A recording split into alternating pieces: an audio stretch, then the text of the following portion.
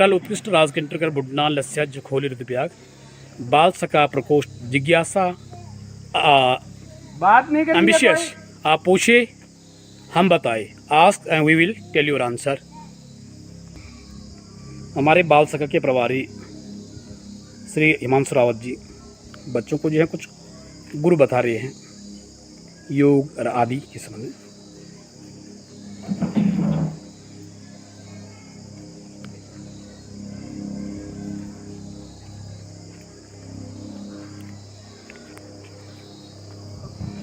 कोई नहीं, हाथ मलिए आगे से, रगड़िए हाथों को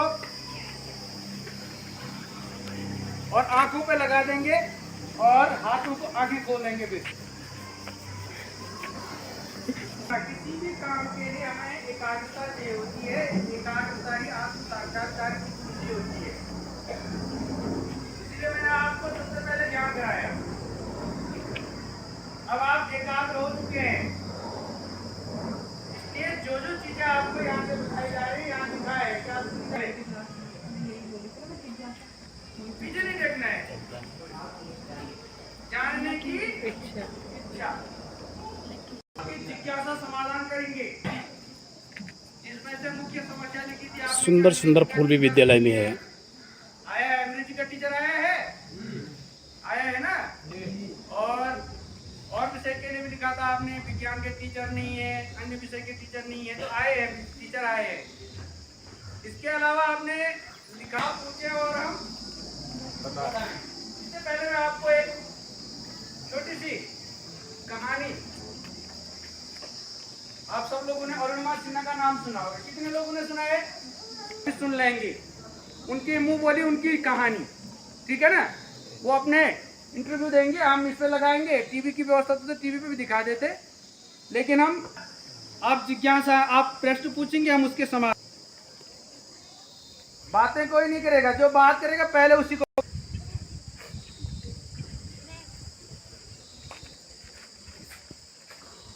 सहयोगी शिक्षक कर्मचारियों के सहयोग, बहुत बड़ा जो है प्लेग्राउंड है। और समाधान हम बताएंगे। इस कार्यक्रम का आयोजन किया जा रहा है और उससे पहले रिव्यू है, तो आप सुनिए उसको जरा ध्यान। बस बड़ी बात ये होती है क्योंकि जब वहाँ पे हम बैठ के किसी को सुनते हैं तो उतना पेशेंस रखना पड़ता है, ये मुझे लगता है। और एक्चुअली मैं 26 साल की हूँ। बदमाशों ने, मैं वॉलीबॉल चैंपियन भी रह चुकी हूँ। 2011 में चलती ट्रेन से मुझे बदमाशों ने एक गोल्ड चेन पहनी थी, फिजिकल हैंडकैप चलती ट्रेन से मुझे उठा के बाहर फेंक दिया था। लखनऊ से दिल्ली आ रही थी। सफलता की उच्चतम कंपार्टमेंट में बहुत सारे, जनरल कंपार्टमेंट था, बहुत सारे लोग थे, किसी ने मना नहीं किया। एक प्लेयर का जो स्पिरिट होता है, वो अपने आप जब कोई छीनने की कोशिश करता कुछ भी, वो देता नहीं है। तो मेरे में भी था, मैंने मना किया और उन्होंने मुझे चलती ट्रेन से वो 4-5 उन्होंने बाहर फेंका। दुर्भाग्य ये था कि उसी समय दूसरी ट्रैक से ट्रेन आई और मैं उस ट्रेन में टकराई, फिर नीचे गिरी, दोनों ट्रेनें निकल गई।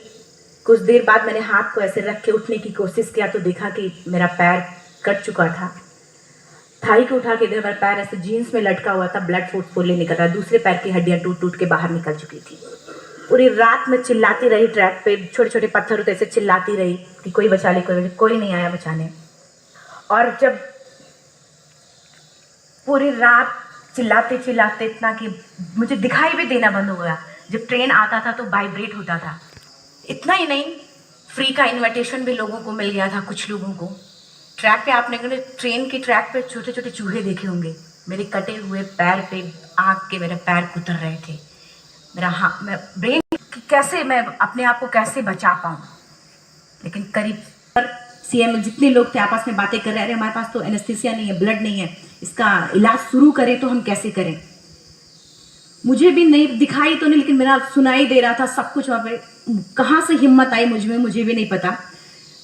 मैंने बोला वहाँ पे कि सर जब मेरा पूरा पैर कटा, तब मैंने इतनी देर रेलवे ट्रैक पे थी, मैं उस चीज़ को बर्दाश्त करता। अभी तो आप मेरे अच्छे के लिए मेरे पैर काटेंगे, शायद आपको यकीन नहीं होगा, या फिर कभी आप लोगों ने ये चीज़ नहीं देखी, कोई डॉक्टर या फार्मासिस्ट अपना ब्लड दे के किसी पेशेंट को बचाया। मेरी इस बात को सुनने के बाद वहाँ के डॉक्टर और फार्मासिस्ट दोनों ने 1-1 यूनिट ब्लड दिया और मेरे पैर को बिना एनेस्थीसिया अलग कर दिया गया। आज भी मैं उस दर्द को महसूस करती हूँ। जब भी मैं जब बोलती हूँ तब मैं वो चीज़ें महसूस करती हूँ। उसके बाद जब बात मीडिया में आई, लोगों को पता चला कि रिमा नेशनल प्लेयर है, KGMC king George medical college Lucknow में एडमिट करा, लखनऊ से फिर sport minister AIIMS trauma centre Delhi. तब तक सब ठीक ठाक चल रहा था, प्लेयर होने की वजह से अच्छा ट्रीटमेंट मिलना शुरू हुआ। करीब 4 महीने मैं एम्स में रही। एम्स में रहने के बाद जब मैं थोड़ा ठीक हुई, करीब 25 दिन बाद जब ठीक हुई, न्यूज़पेपर में गोल गोल लिख के आ रहा कि अरुणिमा के पास टिकट नहीं था, अरुणिमा ट्रेन से कूद गई। उसका खंडन किया घर वालों ने, फिर बोला कि अरुणिमा सुसाइड करने गई थी। जिस लड़की का शरीर का एक अंग कट चुका, पूरी जिंदगी का पता नहीं कि व्हील चेयर है, बैसाखी या पता, यहाँ तक कि मेरे स्पाइन में 3 फ्रैक्चर था, मुझे ये भी नहीं पता था कि मैं बेड से उठ भी पाऊंगी कि नहीं। अंदाजा लगाया जा सकता, सिर्फ अंदाजा लगाया जा सकता है कि उसकी दिलो दिमाग पे क्या चल रहा होगा, उस परिवार की क्या स्थिति रही होगी जब जिस परिवार की एक यंग एज लड़की का इस तरीके का सिचुएशन हुआ हो। फिर भी कहते हैं कि जहाँ चाह होती वहाँ राह मिली जाती है। एम्स के हॉस्पिटल के बेड पे मैंने डिसाइड किया, क्योंकि अपनी बातें हम चिल्ला चिल्ला के करें, उस सिस्टम की इतनी हाई लेवल की बातें हो रही थी कि हम एक मध्यम वर्गीय फैमिली से थे। मैंने अपने दिल दिमाग अंतरात्मा से ये चीज़ सोच ले कि ठीक है, आज आपका दिन है, जितना चाहो बोल लो, एक दिन तो मेरा दिन आने वाला, मैं प्रूफ कर दूंगी कि मैं क्या हूँ, मैं क्या थी, ये मैं प्रूफ कर दूंगी। हॉस्पिटल के बेड पे डिसाइड किया वॉलीबॉल नहीं, लाइफ का सबसे टफ गेम करना, तब मैंने माउंटेनिंग चुना। जब मैंने माउंटेनिंग कहने और करने में बहुत फ़र्क होता है। जब मैंने माउंटेनिंग की बात सोची और लोगों के सामने सबसे बड़ी चीज़ थी सही गाइडेंस में ट्रेनिंग लेना, दूसरा स्पॉन्सरशिप। इतना बड़ा एक साथ तो मैंने 40 से 50 लाख मैंने वाकई में कभी नहीं देखे थे पहले। मेरे लिए बहुत बड़ी चीज़ थी वो। इकट्ठा कर हो चुकी हो क्या? तुम्हारा दिमाग खराब हो चुका, तुम कभी नहीं कर सकती माउंटेनिंग। एक पैर आर्टिफिशियल है, दूसरे में रॉड है, और तुम्हारा दिमाग खराब है, स्पाइन में फ्रैक्चर है, तुम पागल हो गए। चुपचाप कोई नौकरी करो, जीवन यापन करो। क्योंकि लोगों का सबसे बड़ा प्रॉब्लम ये होता है, लोग फिजिकल देखते, पैरों को मेरी अंतरात्मा में क्या चल रहा था वो तो किसी को पता ही नहीं था। मुझे लगता कि नहीं रोक सकता उस लक्ष्य को पाने में। ये मैं किताब से बातें नहीं बोल रही हूँ, ये मैं किताब की बातें नहीं, एक एक पल आज जो मेरा 26 साल का एक्सपीरियंस है वो मैं। भाई साहब, मेरा परिवार मेरा बैकबोन था। परिवार ने मुझे, भाई साहब ने मुझे कहा कि मैडम बचेंद्री पाल जिन्होंने 1984 में एवरेस्ट समिट का, उनसे मिलते हैं, वो जरूर कुछ ना कुछ करेंगी। हॉस्पिटल से निकलने के बाद मेरे राइट लेग में स्टिचेस लगी थी। मैंने डायरेक्टली घर जाने की बजाय जब वे सोचते कि मुझे अपना जीवन यापन कैसे करना है, तो तूने अपने अंदर तो एवरेस्ट पता कर लिया, अब तो सिर्फ लोगों के लिए। मेरे परिवार को छोड़ के बाहर की पहली ऐसी महिला थी जिन्होंने मुझ पर भरोसा किया था कि हाँ अरुणिमा तुम कर सकती हो। मेरे लिए वही बहुत बड़ी चीज़ थी। प्लानिंग भी कर ली, मैम भी मिल गई, सब हो गया, लेकिन जब उतरते हैं फील्ड में तब पता चलता कि हम क्या हैं। रोड हेड से मैं पहुंच गई। मैडम ने कहा कि ठीक है, तुम्हारे कहने तुम्हारे सोचने से कुछ नहीं होगा अरुणिमा, प्रूफ करो कि कर सकती हो। मैंने कहा बस एक मौका चाहिए मुझे। वाकई में जब मैं माउंटेन में पहुंची, रोड हेड से बेस कैंप लोगों को 2 मिनट लगता था, मुझे 3-3 घंटे लगते थे, क्योंकि मेरे राइट लेग की हड्डियां भी नहीं जुड़ी थी। लेफ्ट मेरा आर्टिफिशियल लग चुका था, लेकिन स्टम्प एकदम रेड, उसका मतलब घाव एकदम नए थे। मैं अगर पैर रखती थी तो मेरे पैर से जोर से अगर दबा देती थी तो पैर से मेरे ब्लड आने लगता था। सारे लोग नॉर्मल थे वहाँ पे। हर कोई ये बोलता कि एक पीक के लिए जाते थे तो हर कोई मुझे ये बोलता कि अरुणिमा तुम धीरे धीरे आओ। मेरे दिमाग में हर बार यही बात चलती थी कि क्या है, मैंने एवरेस्ट का प्लान किया, मैं इनके बराबर भी नहीं चल पा रही हूँ। खुद से संकल्प लिया कि कोई बात नहीं, एक दिन ऐसा आएगा कि मैं इनसे पहले जाऊंगी। और आपको शायद यकीन ना हो, आने वाले 8 महीने बाद पूरा का पूरा वेट उठा के मोटिवेशन उद्बोधन बेस कैंप से साथ निकलते और टॉप पे पहले पहुंचते। मोटिवेशनल ऐसे करके देखते थे कि अरे ये लोग तो पीछे। खुशी होती थी, उससे भी ज़्यादा मुझे खुशी तब होना शुरू हुआ जब वो सारे लोग आके मुझसे ये पूछते, मैडम खाती क्या हो, बता दो। पैर नहीं है फिर भी कैसे चलते हो। ताले बजाओ। उसके बाद पूरा मुझे स्पॉन्सरशिप मिला। मैं जब एवरेस्ट में, मेरे सबसे बड़ा चैलेंज यही था कि मैं उनको समझा पाती, मैं नहीं समझा पाती कि भाई मैं कर सकती हूँ।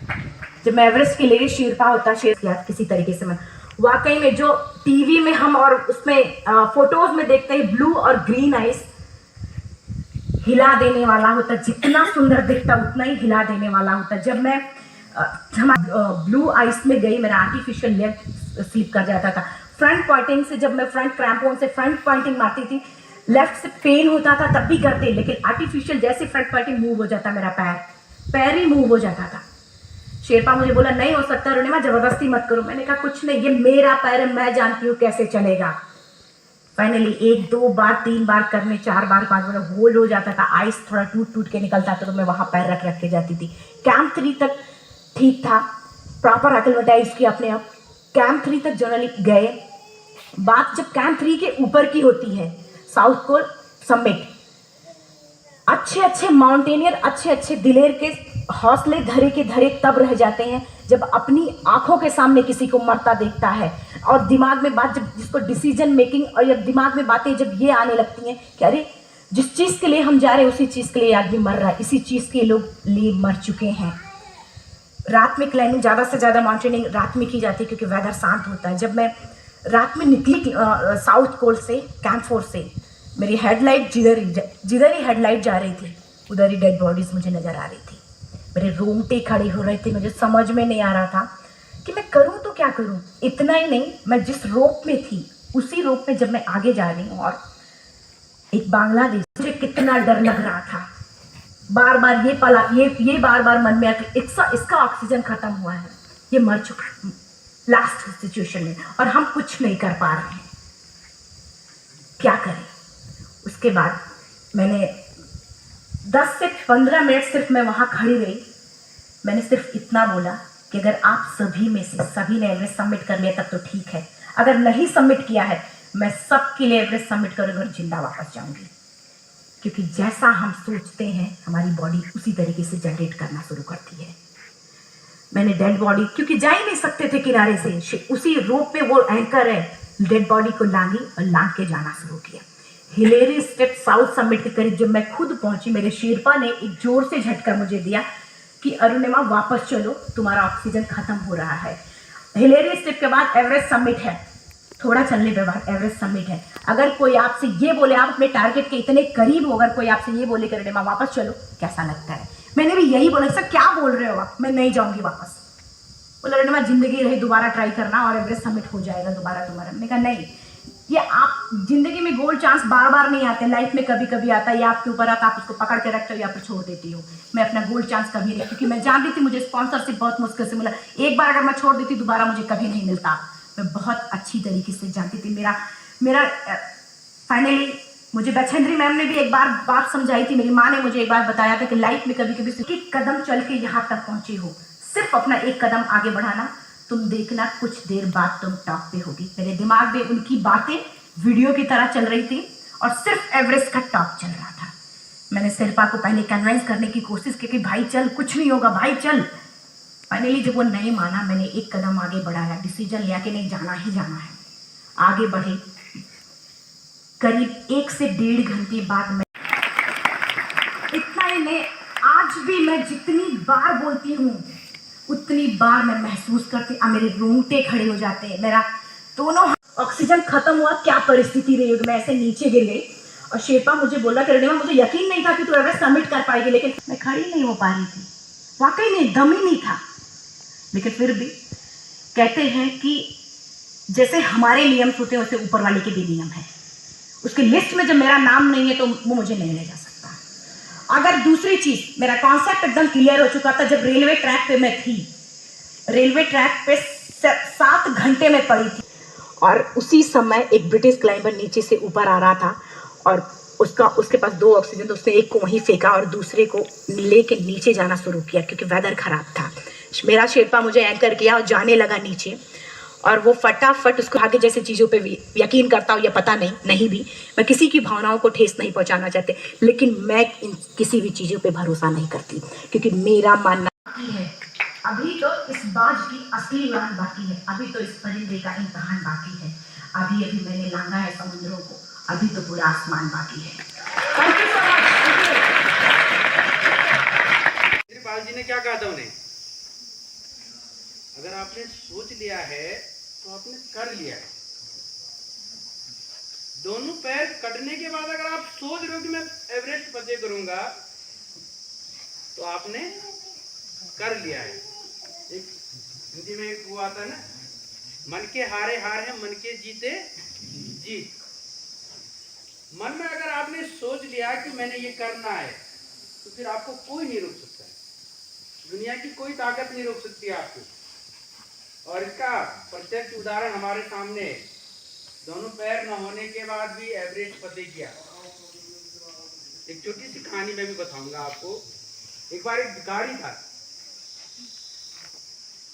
हमेशा एक पूछिए समाज में हो रहे कुछ ऐसे क्रियाकलाप हो जिससे आपको समस्या हो रही हो, या आपके व्यवहारिक जीवन में रहते हैं, उनकी खूबियाँ क्या रहती हैं? इस बालिका का प्रश्न है, जो अच्छे मित्र होते हैं उनकी क्या विशेषताएं होते हैं, उनके क्या लक्षण होते हैं, उनकी खूबियाँ क्या होती है। बहुत सुंदर जवाब बेटा। देखो बच्चों, जो अच्छा मित्र होता है, अ फ्रेंड, वो जो संकट के समय हमारा साथ देता है, स्वार्थी नहीं होता है, विपत्ति आने पर साथ देता है, वही सच्चे मित्र की पहचान होती है। और जो मित्र स्वार्थी होता है, वो मित्र जो है संकट के समय आपका साथ नहीं देगा। केवल जब खुशियां होगी, आपके पास धन दौलत होगा, पैसा होगा, तभी आपका साथ दे सकता है, अन्यथा जो है विपरीत परिस्थिति में आपका साथ नहीं दे सकता। इस प्रकार सच्चे मित्र की पहचान है, वो विपत्ति के समय आपका हर दुख में साथ देगा। गॉड, क्या आप अब हमारे जो है उत्तर से संतुष्ट हैं या नहीं? ठीक, बैठ जाओ।